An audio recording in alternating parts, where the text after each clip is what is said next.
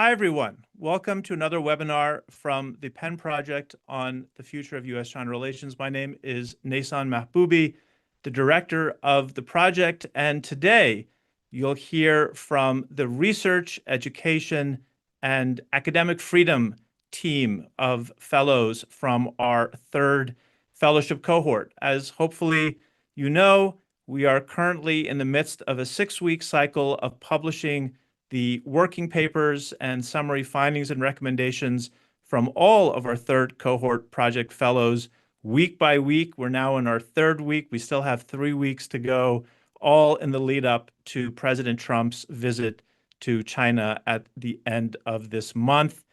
I am so delighted that we have a great conversation ahead with our research and education academic freedom team on prioritizing education in U.S.-China relations.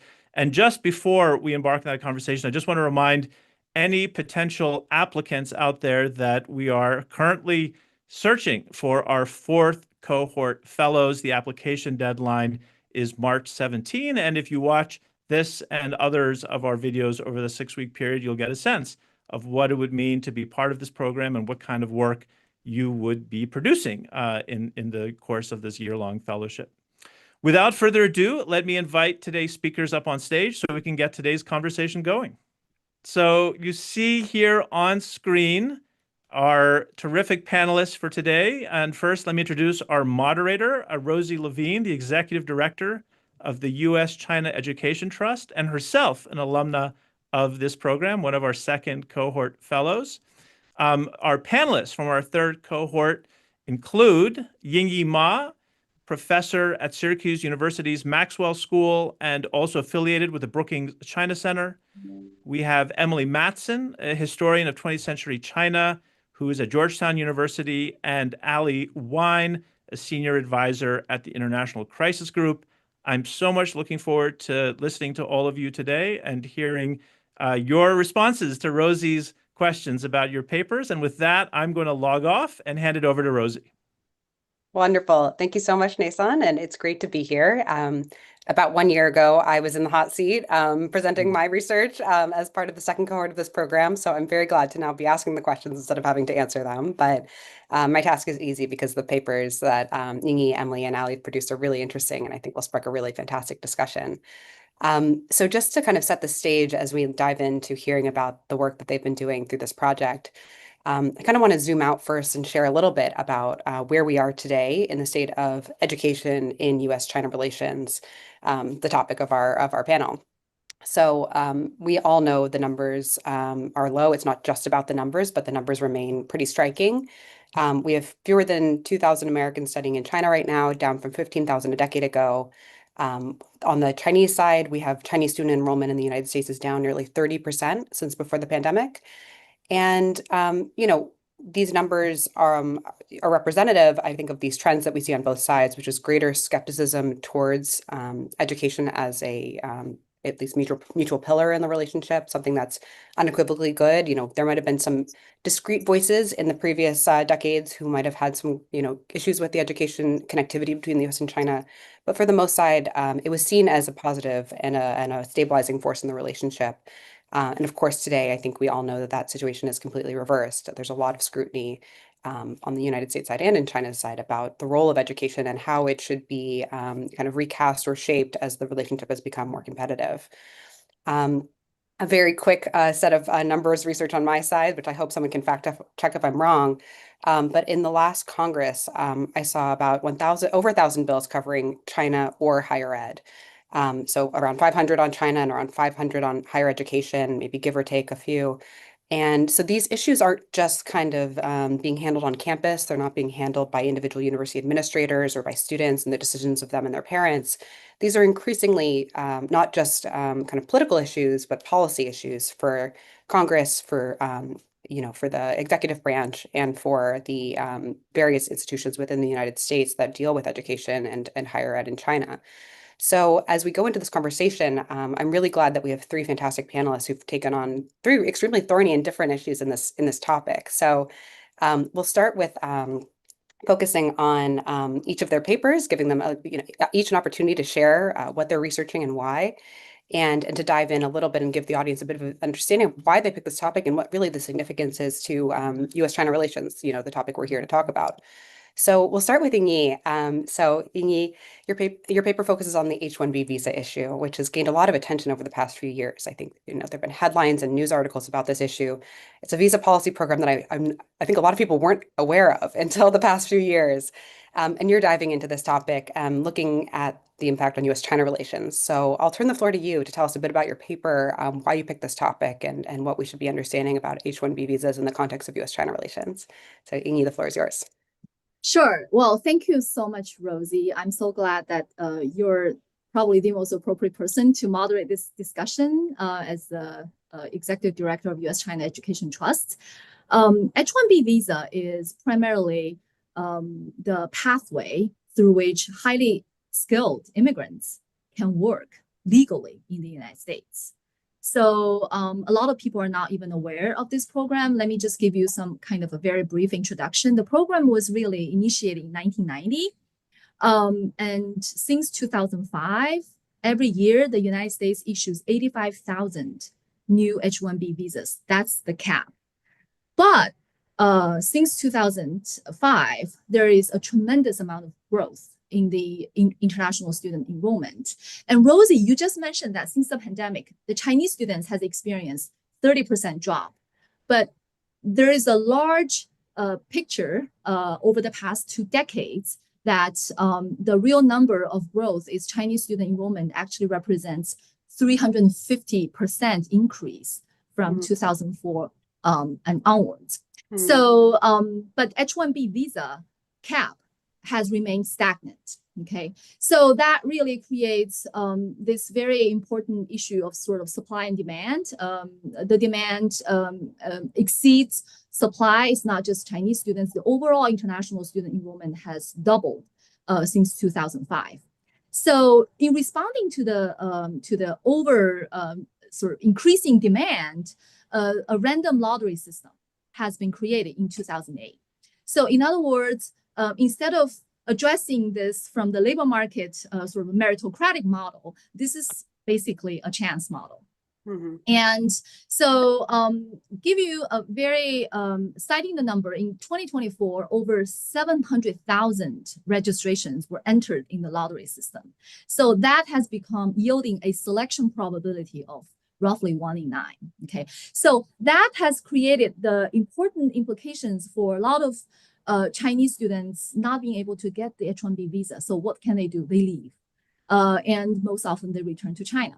So what does this matter for U.S.-China relations? Because H-1B system sits really at the intersection of education, talent mobility, and technological competition. And most of the Chinese students get degrees in STEM fields, or you can also say that, especially at the PhD level, still Chinese students really take the largest number of PhD students, despite the decline of their enrollments. So in other words, we are literally seeing, because of the current situation, that H-1B visa could not really provide enough positions for people who want it. The United States is exporting the human capital we're investing to the country that we're competing with. So that's really the problem. That's why I am titling my policy paper at retaining what we train, sort of train to retain model, trying to become whether the United States can successfully train and retain the talent that drives its innovation leadership. So I'll stop here. Great. Well, wonderful. That's I love that catchphrase. So just to stay on your topic very quickly, what are the stakes then if we don't get this right? I think you outlined this incredibly, this large gap between the students that are coming here and those are able to stay, this chance model that's making it extremely difficult. Why should policymakers prioritize this issue? Well, as I said, it's about innovation. It's not just the immigration policy, it's our science policy, it's our innovation policy. H-1B system sits really at the center of whether we can convert as a country our education advantage. We're still, claiming the largest destination of international students and Chinese students as well into the long-term technological leadership. Whether we can address this really matters in terms of whether we can really convert the human capital into our assets. The other stake is really back to the back to the education. Because of the, the immigration policy failure, our higher education has recently really struggled with enrollments. And I think the decline of Chinese students and Indian students as well, a lot of our universities, where I'm currently working at, we have seen it, that we have seen drastic decline of enrollments. So it's both innovation side as well as education side. Great. Well, wonderful. A lot on the table there, and I hope we can get back to some of those points you raised later in the discussion. But we'll shift focus now away from the education ecosystem here in the United States, with shifting across the Pacific to China. So, Emily, in your paper, you explore how China learns about the United States. So how does this take place, and why does that matter to U.S. interests? Over to you. Sure. So thank you, Rosie. So I may be a little biased as a historian, but I really am interested in Chinese history education and how students learning about Chinese history, particularly in preparation for the Gaokao exam, how the United States plays into 19th and 20th century Chinese history. So a little bit of background on why I'm looking at the Gaokao and history textbooks, right? Over 10 million Chinese high school students take the Gaokao every year. Gaokao stands for short for highest exam, and it will largely determine their future university and subsequent career paths. The Chinese state also recognizes the importance of this exam, has invested considerably in it.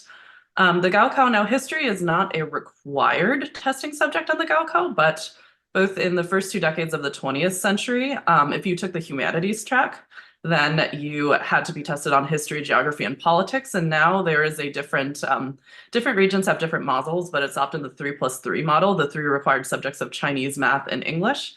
And the other 3 can be chosen from the 3 sciences and the 3 humanities topics.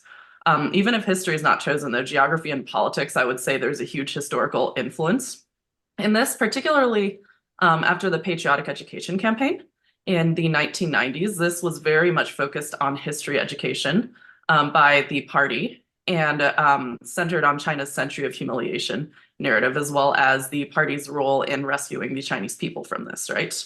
And as one line in the outline for this campaign stated, strengthening education on Chinese modern and contemporary history and national conditions is of strategic significance.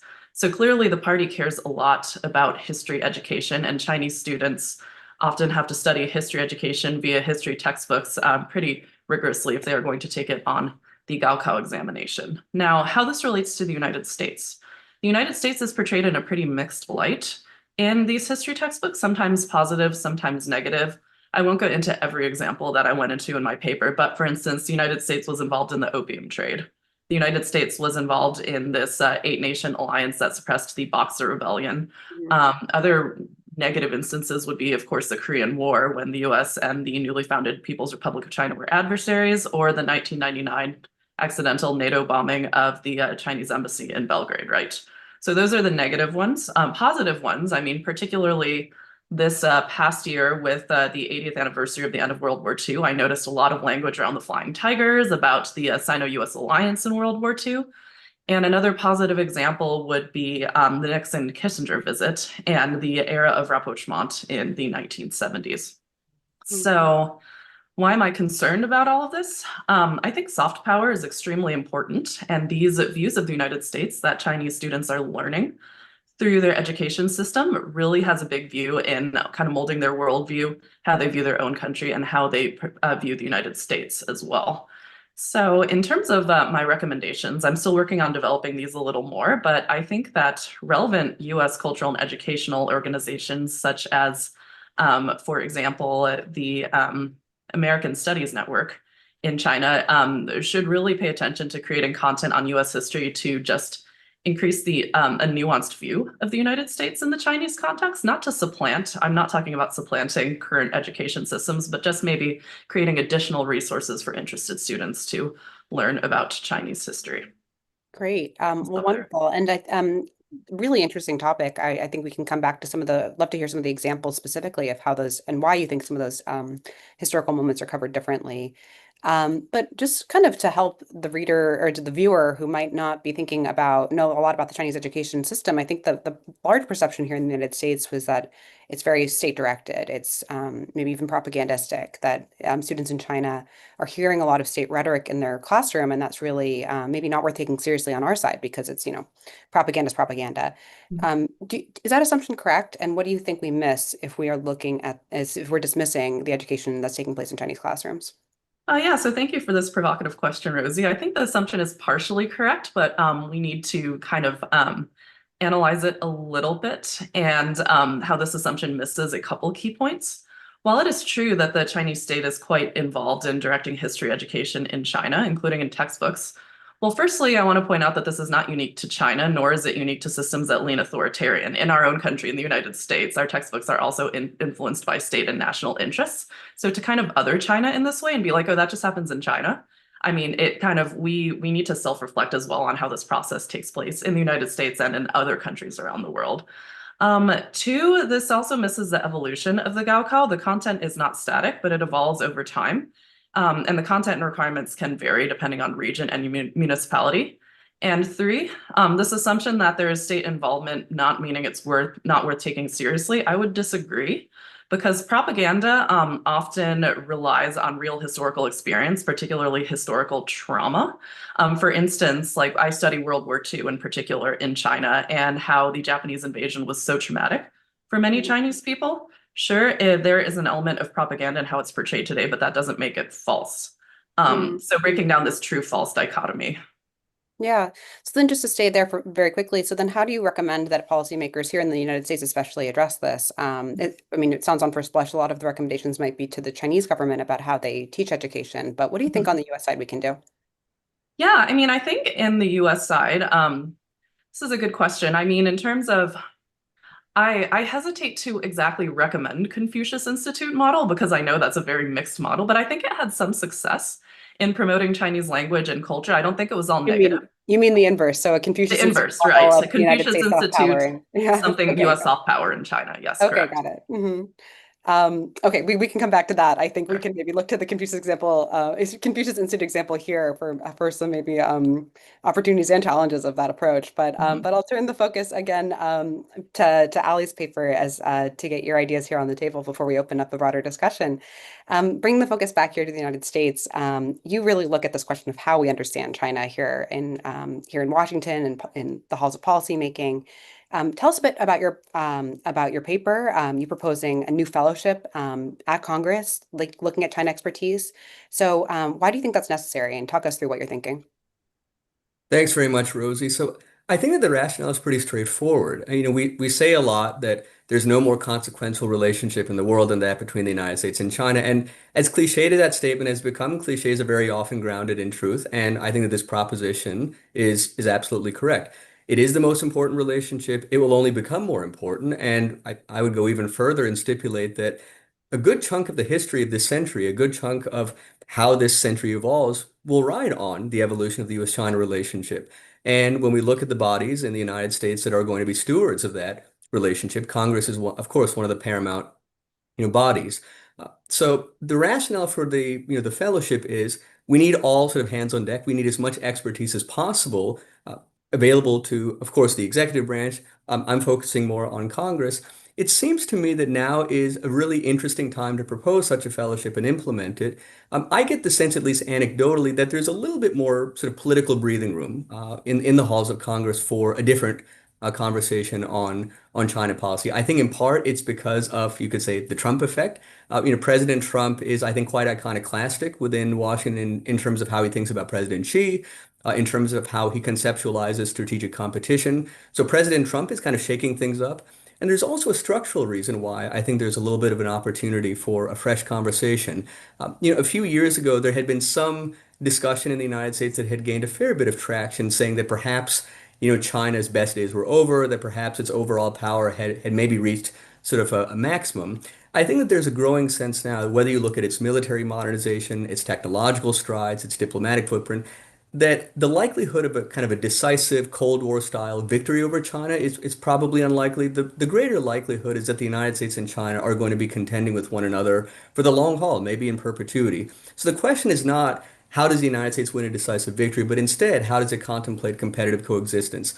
And the more that realization sets in, the more I think that the more there's an attendant recognition that Congress is going to have to revisit some first order fundamental questions. How do we recalibrate our economic relationship with China? How do we deter the outbreak of war over the Taiwan Strait? And for those big picture, first order fundamental questions, we need a whole host of expertise. I'll just make one last point, which is such is the state and the consequence of the U.S.-China relationship that if you are a member of Congress, regardless of what issues you might prioritize, there is a China angle. There is a U.S.-China overlay.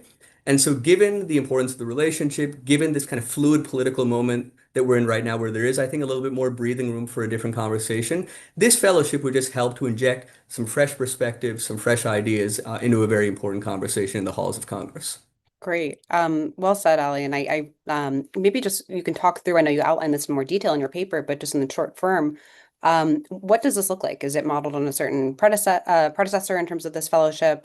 Who is going to be where, and how do we get this expertise that we need into Congress? Sure. So my proposal is to have 10 young professionals under 35 placed in various congressional offices and on various congressional committees. And one of the reasons, there are a few reasons why I felt sort of comfortable, proposing this idea. One is that there's an abundant precedent. I was actually just on the Senate Employment Office's page the other day, where they have a list of paid fellowships and internships, and that there are roughly 100 paid fellowships and internships that enable folks to go to Congress, work for a member of Congress, work on a committee on the full range of issues. So one, I think that there's abundant precedent. Two, just going back to the point that I was making earlier, I think that a fellowship along these lines is overdue, just given the consequence of getting China right, however you interpret that. But the stakes are, I think, enormously high. And three, I think that there are a growing number, in terms of how this fellowship might sort of be financed or sponsored. You have a growing sort of ecosystem, within Washington of organizations that are focusing on China policy. So whether you look at the 21st Century China Center, whether you look at the new institute for SAIS, the Institute for America, China, and the Future of Global Affairs, whether you look at the Asia Society Policy Institute, those are just a few names, but you have a growing number of organizations that are focusing more and more on the U.S.-China relationship that I would submit. I haven't asked them yet, but I imagine that they would be sympathetic to joining forces to establish this pipeline of young talent to go into Congress.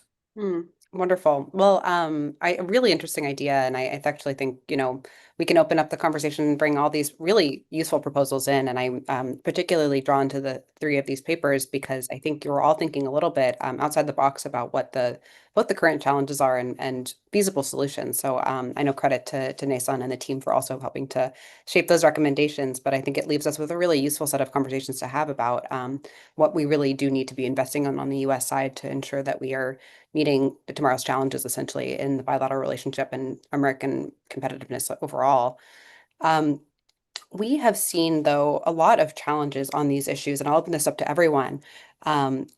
This past year has been extremely disruptive to higher ed, in particular, higher ed funding for both China studies funding, area studies, programs like Fulbright, and critical languages fellowship, and a lot of these pipeline programs that have traditionally invested in the language expertise pipeline here in the United States, but also research funding overall to universities. And Yingyi, I know you're sitting at a university right now and have felt a lot of the impacts of the funding landscape shifting priorities on university campuses.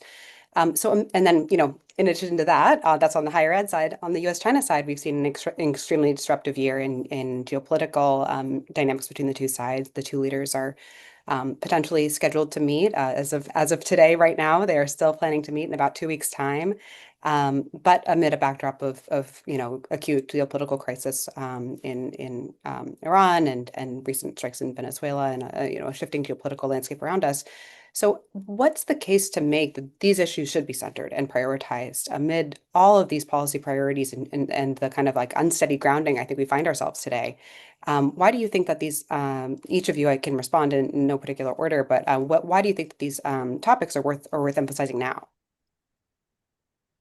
I see you going. Want me to start? Yeah. Yingyi, please go ahead. Yeah. Sure. So I would argue that I think nobody dispute U.S.-China relations or U.S.-China competition is the most important bilateral relations or the most important competition in the 21st century.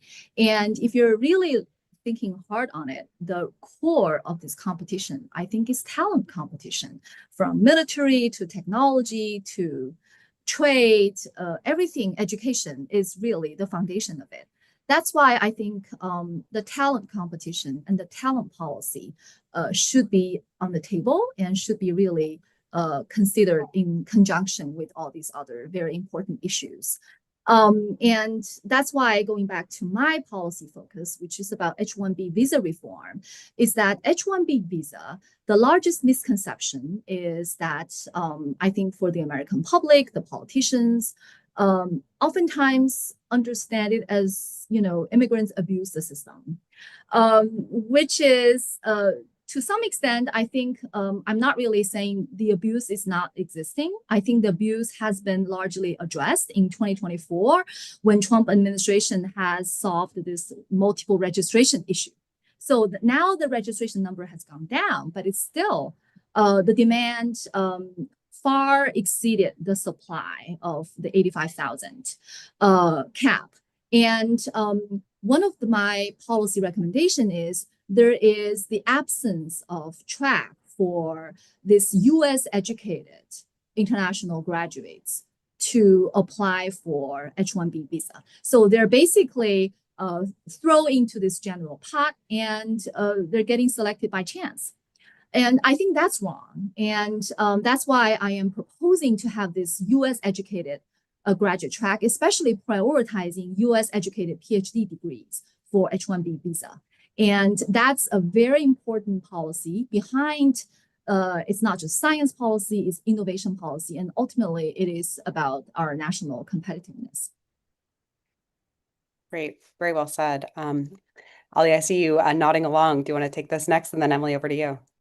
Sure. Just I'll make sort of a broader point again. I think that to Yingyi's points and Emily's points, is sort of building on them. I want to make just sort of a broader point, and I think it really sort of gets to sort of what animates the Penn Project as a whole. And I think I'm really glad that we're having this conversation right now about the role of education broadly conceived, especially as we are, shortly just a couple of weeks away from a potential meeting between President Trump and President Xi. It's a self-evident proposition, but one that unfortunately, I think bears reiteration. We too often talk about the U.S.-China relationship in kind of bloodless abstractions. What does America want? What does China want? But it's people who are making decisions. I talked about the role of Congress, but whatever branch we're talking about, leaders matter, people matter. It's people who are making decisions. And Rosie, going to some of the data that you mentioned in your opening remarks, I'm very worried about some of the trends that you cite. The diminution of educational connectivity, and more broadly, just the diminution of just people-to-people connectivity. And I wouldn't presume to speak on Yingyi's behalf or Emily's behalf, but I suspect that they would be sympathetic to this point.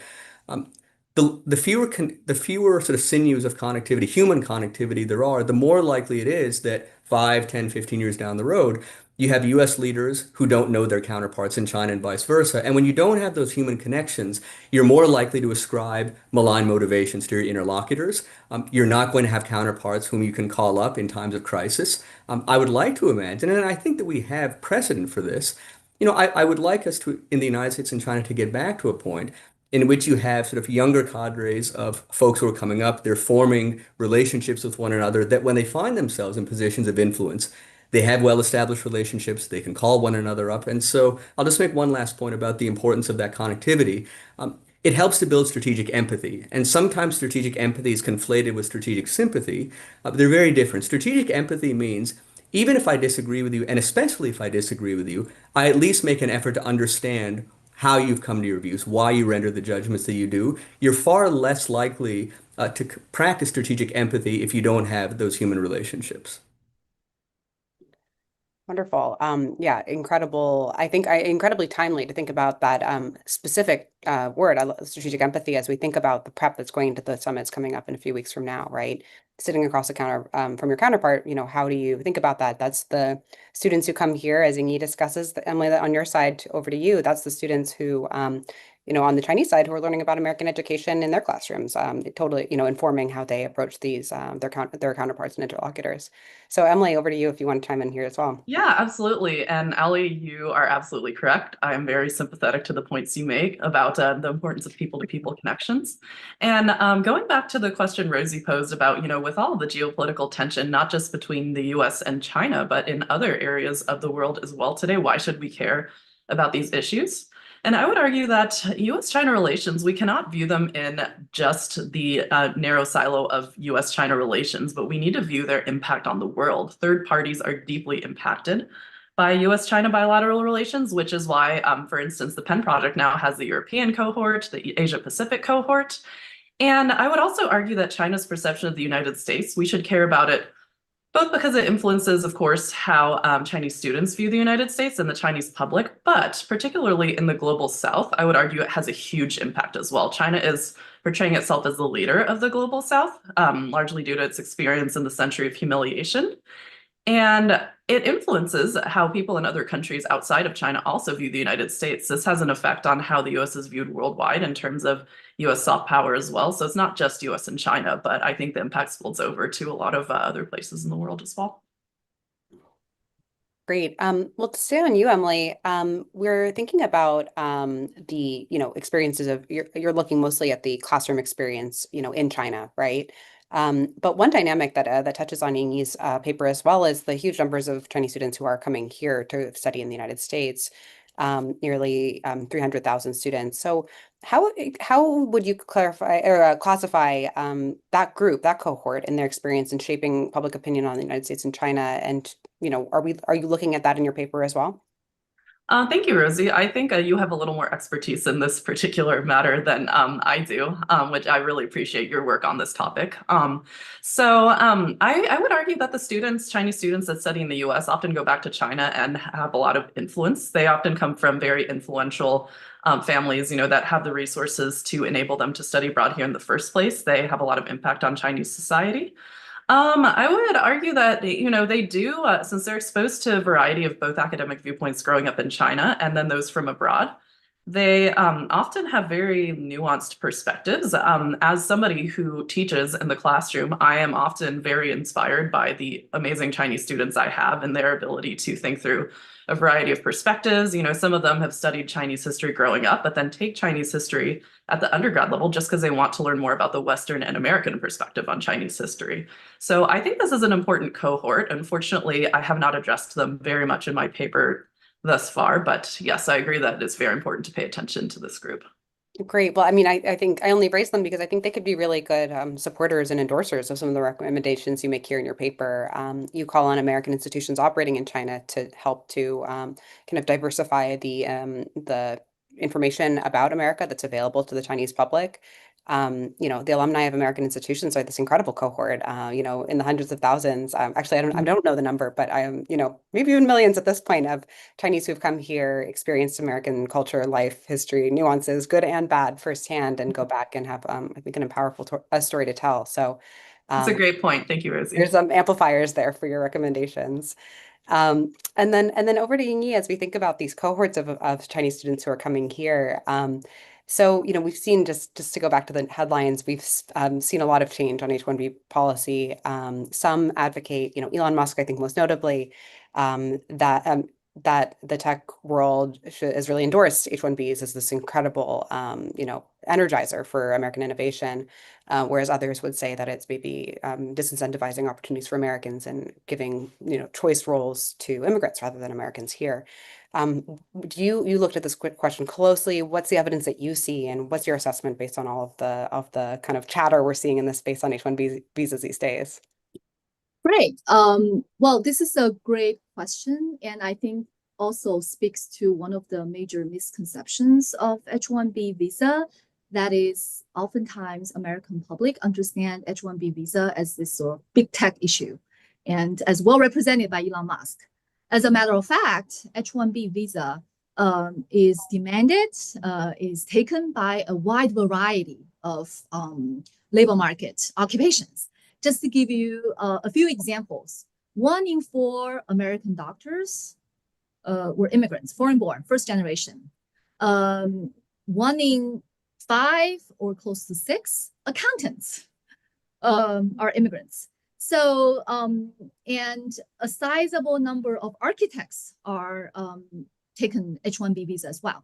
So that kind of, I want to point out, I also wrote about it in my paper, is really trying to dispel the myth that H-1B visa is a big tech issue, and all the H-1B visa recipients can, and their sponsors should pay, we haven't really mentioned that, $100,000 filing fee for this new H-1B visa applications. So as a matter of fact, a lot of them are, mid to small employers, and they are not in the big tech. So that's why I am actually making the recommendations of really dispelling high paid with high skills. That's the fallacy. And if you're looking at the pay, H-1B visa recipients are already making, exceeding the median salary of American workers. So they're high skilled workers, but doesn't really mean that they're universally highly paid. I think that's a fallacy. That's the misunderstanding about the labor market situations, and that's gonna compromise or undermine the diversity of the wide range of American occupations attracting foreign talent. That's why I am proposing to, instead of having this raw salary threshold, we have a normalized salary, taking into account of occupations, fields, and geography. So that's actually very important. I'll stop here. Thank you.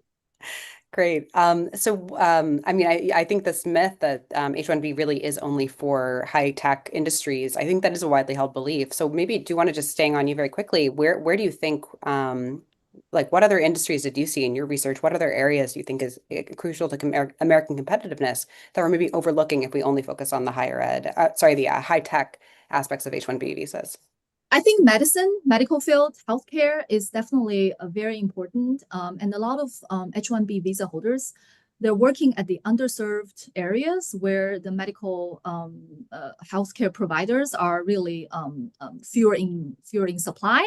And the other area that I think policymakers have little understanding is higher education, how higher education has taken a lot of H-1B workers and why they're so dependent on, because a lot of areas that is not even STEM. I think STEM probably has a very wide, visibility that is well dominated by H-1B visa as well as international graduates. I mean, even in public policy, if you just give me 1 more minute, Florida has recently abandoned or banned the policy of having the state universities hiring H-1B because their governor do not really understand why their public policy programs need people who are from China to teach.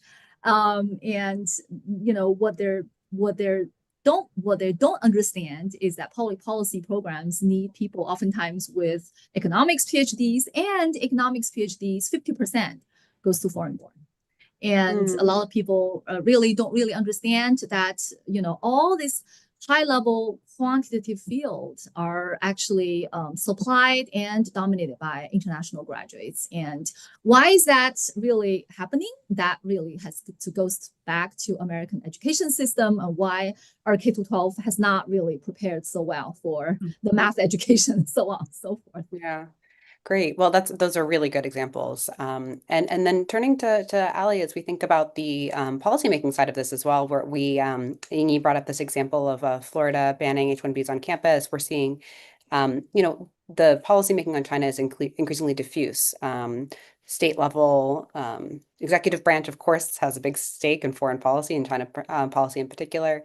You look specifically at Congress. Can you talk through that? Why do you think Congress is a key area to focus on here? And what are the stakes of making sure that we have, if we don't have the sufficient expertise on China in Congress, that what are we getting wrong if we let that continue? Yeah, well, Congress plays an incredibly important role, and just think about some of the issues that have, dominated the discourse just in recent months, whether it's provisioning arms sales to Taiwan or providing arms to Taiwan, whether it's our technology policy. So there's a very vigorous debate right now about what is the best way of maintaining America's technological competitiveness. Do we try to sort of double down on export controls to prevent China from developing higher end chips, or do we sell a certain, limited number of a limited quantity of certain high end American chips to, at least the theory goes, keep China, dependent on American tech? That's a big issue that's also been dominating the discourse. So we need more expertise, one, because as I said just sort of at the outset, the US-China relationship is extraordinarily important. It's only going to get more important. I think that there's a recognition that's setting in that we're not necessarily waging a new Cold War in which there's going to be a decisive resolution, but instead there's going to be a fluid, very tense cohabitation. And so if you're going to be enduring with a competitor in perpetuity, you need to have expertise that is commensurate with the stakes. And so it's really a matter of injecting more expertise and also injecting different perspectives as well. I'll just again sort of reiterate this point that I think that for a long time, the framework that we've used, or kind of the mental model that we've used in thinking about China is, again, a new Cold War that has a decisive resolution. But we need new frameworks. And I think also the reason that this fellowship that I'm proposing, the reason that it's oriented towards folks who are sort of next gen or emerging voices, folks under 35, is I think that you need new perspectives to adapt to new realities. I think it's interesting that if you look at the way that sort of younger generations think about China, the resurgence of China, the U.S.-China relationship, they have different perspectives. There was a survey that the Carnegie Endowment for International Peace put out a couple of months ago in which they find that the younger the generation is, sort of the more sort of, maybe that's sanguine is the wrong word, but the more comfortable younger generations are with thinking about a world in which the United States and China are contending with one another, are sharing influence. And so I think that just bringing some new voices in, helping members of Congress to grapple with these first order policy questions is incredibly important. Great. And well, I mean, that said, we are still living in a political reality today in which China is a hot button issue, especially on the Hill. And we've seen some pretty hot rhetoric on from both parties um, on China and US-China relations and the future of the bilateral relationship. So the proposed fellows would be wading into this political environment. How do you ensure that their voice is heard and that influence, the political environment doesn't overpower that expertise that you're trying to bring into the conversation? Sure. So my sense is, and maybe this interpretation is a bit too sort of starry-eyed, but my sense is, even vis-a-vis a year ago, it seems to me, yes, you're absolutely right. I mean, China certainly it's a very contested, very contentious issue. The politics I actually think are a little bit more permissive than they might have been a year ago. And I'll go back to a point that I made earlier. There is the Trump effect. So President Trump, he is the dominant figure within the Republican Party. So, we often hear this kind of binary, Republicans are hawks, Democrats are doves. I think that President Trump has kind of scrambled that binary. And what we see now is that, to the extent that there ever was a sort of consensus on China policy, I've long been skeptical of that proposition. I think that President Trump, to the extent that his first administration introduced this alleged consensus, it is now the second Trump administration that is unwinding it in many ways. So he is providing, I think, greater political breathing room on both within the Republican Party, within the Democratic Party. And so it's not to say that for young folks who are coming to the Hill and offering specialized China expertise, it's not to say that they won't have to deal with very intense politics. It's just that they're entering an environment in which there are debates among progressives, there are debates among President Trump supporters, and so I think that there's a little bit more of an opportunity, whether you're a Democrat, whether you're a Republican. So it's between parties, within parties. I think that there are very significant debates. And so I would submit, you're entering into a political environment that's a little bit more fractious. There's a little bit more political opportunity than there might have been even a year ago. Great. Well, really interesting. And I know that I expect that many of the offices on the Hill would really welcome an opportunity to have someone funded, especially come in to give that advice that's so hard to get when you're, working on the Hill, balancing all the different priorities on someone's desk. So someone's dedicated to that, focused mission of understanding this bilateral relationship would be, I'm sure, an enormous resource. And at this point, I want to open it up to the audience. If there's any questions, feel free to chime in on this conversation. If there's something that you want to ask, you can add that into the Q&A function here in the Zoom screen. But I will take my moderator's prerogative to keep going and ask some questions on my mind. And I just want to talk a little bit about process. You all have been in this fellowship for a year now. You've engaged with policymakers in Washington, policymakers in China. As I mentioned earlier, it's been a tumultuous year in terms of, education issues and U.S.-China relations. How have your policy papers evolved over that time? What, talk us through a little bit of how your either work or your position might have changed and shifted based on what you've been hearing over the past year. So I'll start maybe with reverse order of what we just did. So Emily, then Yingyi, then Ali, back to you. Certainly. Thank you, Rosie, for the question. In reflecting on this, I think at the beginning of this process of writing my policy paper, I was really thinking about these like broad trends in U.S.-China relations historically, but I've increasingly become convinced that we really need to focus on individual case studies on microhistory. One of my favorite places I went to in Beijing last summer was this tour through the Hutongs, Beijing Hutongs, by this company called Beijing Postcards, which I believe you're familiar with as well. And they do a lot of archival research on, history of Beijing, including of countries such as Denmark, such as Germany, such as the United States, and how those countries have influenced a local history in Beijing. So I think that's one way mine has evolved, thinking about how not just doing a broader framework, but looking really into specific cities, specific localities, and how bilateral relations have evolved in those places over time. Great, wonderful. Yingyi, over to you. Come off mute. There you go. So when I was starting this project, I was really motivated not by the frontline news. I think partly because the frontline news has not really taken place. The Elon Musk, the Trump MAGA division on H-1B visa has not really come to the fore. It's really coming from my research on my new book that I was trying to follow up with this Chinese graduates with American degrees. I was curious about their post-graduation transition to the job market. And one of the things that is always coming up is H-1B visa, that they could not really get it. And sometimes they're too afraid to even wait of being selected by or rejected by the lottery. So they returned. Or they went to a third country. So that's really got me started. And then, news after news actually forced me to think and adjust my writing quite a bit. And for example, this new proposal that to have this salary requirements, that's really forced me to think about whether H-1B visa recipients are really qualified or eligible for that kind of high salary requirements. So I, changed my policy recommendations to focusing on the salary, changing from the raw salary to normalized salary, taking into account of the field and geography and stuff. And then, there's a $100,000 H-1B visa filing fee. I also have to address that as well. So my proposal is to repeal it and to reform it into sort of taking into account of providing more support of small employers, not really assuming that this is all like Amazon or Google or Meta. Great. Wonderful. And Ali, over to you. Thanks, Rosie. So I think over the course of the past year, I feel that, again, it's the center of gravity of discourse might still reflect this framework that I mentioned a few times, that of a new Cold War. And yet I would say that over the course of the past year, I really have sensed that there is more political breathing room. I just, to give one example, I mentioned President Trump.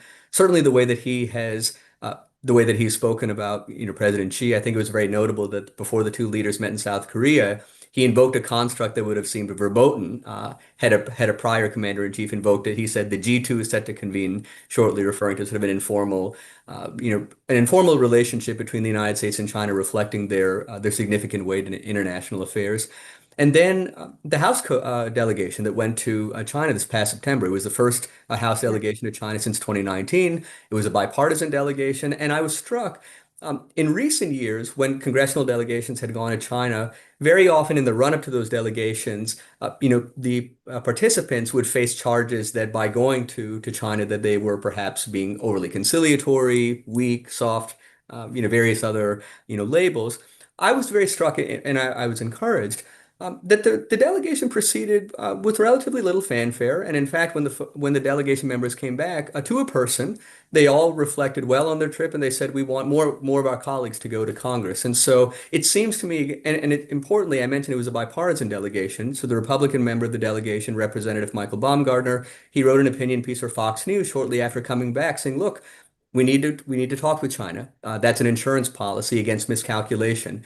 So I'm very encouraged by the fact of that delegation, and I'm encouraged that just to close, that the new ranking member of the House Select Committee, Representative O'Connor from California, shortly before taking up that position as a new ranking member, he gave an interview to Josh Rogan of the Washington Post, saying that as I take on this new role, a big part of my task is going to be getting more of my colleagues across Republicans, Democrats, but getting more of my colleagues to go to China. So I think anecdotally, it seems to me that over the past year, I feel that there's more political room that has opened up for a different conversation and more of an appetite for engaging with senior level Chinese officials. Great. Well said. And I'll note the kind of inverse relationship of you and Yingyi's responses. Yingyi's responding to the headlines that are making her work a little bit more, I think, like unclear about how to necessarily weigh in.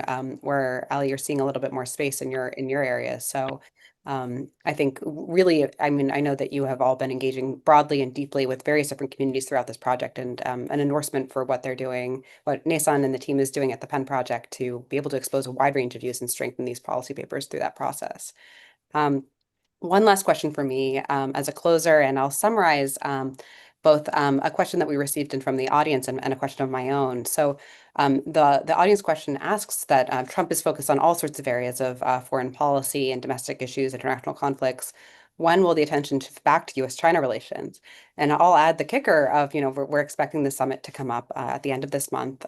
It's really just around the corner. The first time that Presidents Trump and Xi will meet since the last time Trump, at a big summit like this since last time Trump was in office. What if you guys could put any one item on that policy agenda, either for on either desk, what would you ask for, and why do you think it's important? So maybe, Ali, we'll start with you, then Yingyi, then Emily, and then I'll turn it back to Nason. Thanks, Rosie. So for me, the agenda item, and I would put it on the desk of both President Trump and President Xi, would be harnessing mutual vulnerability in the service of mutual restraint. For a long time, even prior to last year's trade standoff, there had been a discussion that we have to avoid war because the United States and China are nuclear armed, mutually assured destruction. I think that what last year's trade standoff has demonstrated is it's not just that they're vulnerable to one another in the military domain, they're also very vulnerable to one another in the economic domain.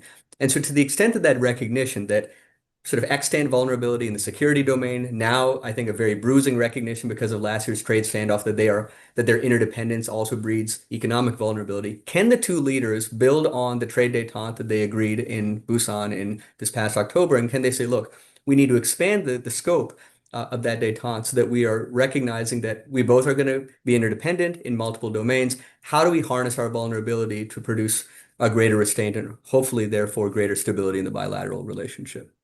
Great. Wonderful. Yingyi, over to you. I'm just going back to my focus, which is, they should really encourage more of a human-to-human connection. And I think both leaders are open to it. Trump really understands Chinese students to be a very good revenue.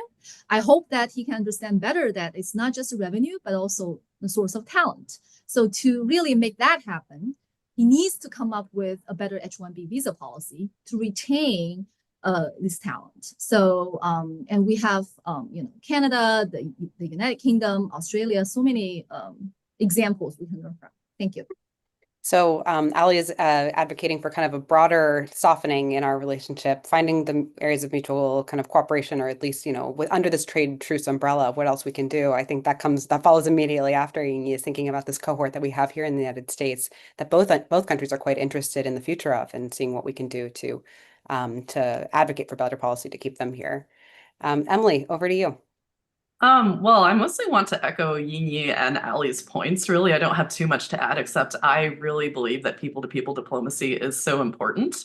And if I could say anything to President Trump and President Xi right now as they meet, I would say try to find common ground in terms of the common challenges that China and the United States are facing. Both, and the historical context is important here too. China and the United States have worked together in the past to face common challenges and think can continue to do so in the future. whether that be, conflict in, for instance, the Middle East. I think there's a lot of room for the US and China to maybe, well, hopefully, I'm not going to wade into geopolitics too much here, but or in Latin America or in other hot button regions of the world, like with the Russia-Ukraine war, if maybe resolve conflict together, come to the table together as two very influential countries, also on things such as like alleviating poverty, tackling climate change, environmental issues. I mean, there are a lot of things, artificial intelligence, what's going on with that? So there are a lot of things that I think we can find common ground on, common issues that our societies face that we are going to need to work together on solving in the future. So I'll just leave it at that. Great. A very, optimistic look for the future ahead and hopeful that we can get a few of those items maybe on the agenda would be wonderful.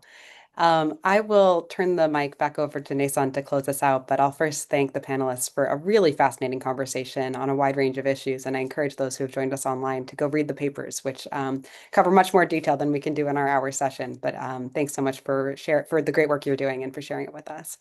Nason, over to you. Thank you so much, Rosie, for really a terrific job of moderating today's discussion and taking these three in some ways very different papers and finding the areas where we can have a sort of a common discussion around them.